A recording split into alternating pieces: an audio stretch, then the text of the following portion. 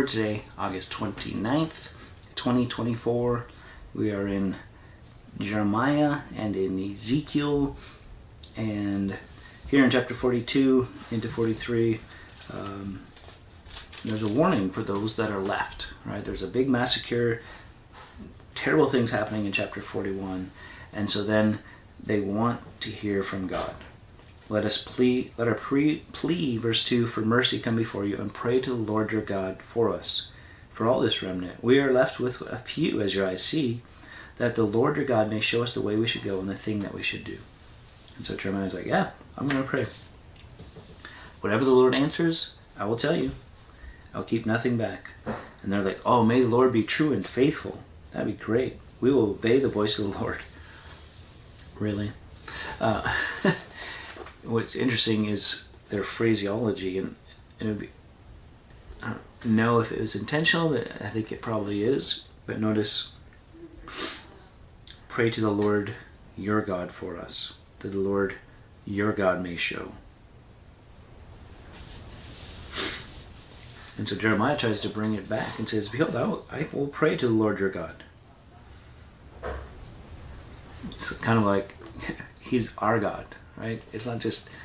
And so, he can't just tell them an answer right away, which is an interesting thing, right? Because the next verse, verse 7, at the end of 10 days, the word of the Lord came to Jeremiah.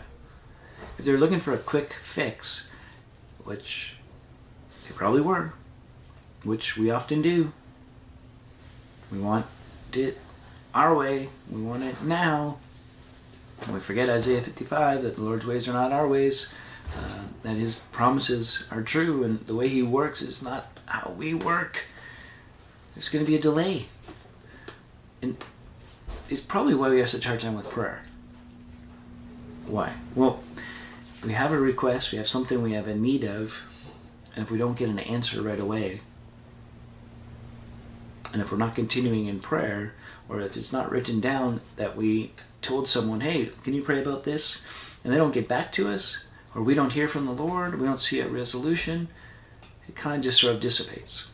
But here, they ask the prophet, hey, speak to God for us. He's like, gladly. But then he leaves them, and 10 days goes by, and he finally hears from the Lord. It says, verse 10, if you will remain in this land, I will build you up, I will plant you, I will relent to the disaster. Don't fear the king of Babylon, don't fear him. I am with you to save you, I will give you mercy. But, here's what I want you to do, stay in the land. They're thinking, we gotta leave, right? It'd be better for us. And so he says, if you say, we will not remain in this land, underline, disobeying the voice of the Lord your God, say, now we're going to the land of Egypt.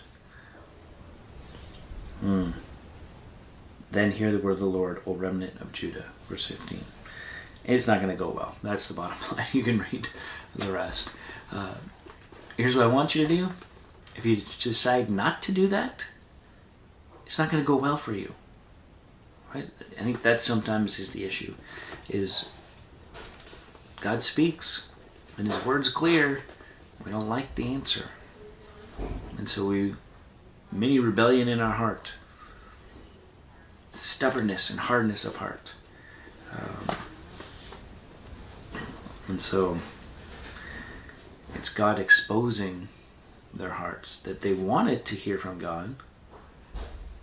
It seems sincere at the end of the chapter, but no. And I think that's a good thing to evaluate in our lives, is to really ask God to examine our hearts, because we don't know our own hearts.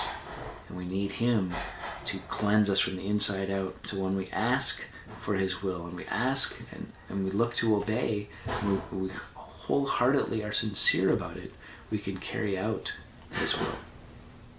When we're asking and we don't really want to do what he says, we're being hypocrites, we're being insincere, and that's not a good place to go.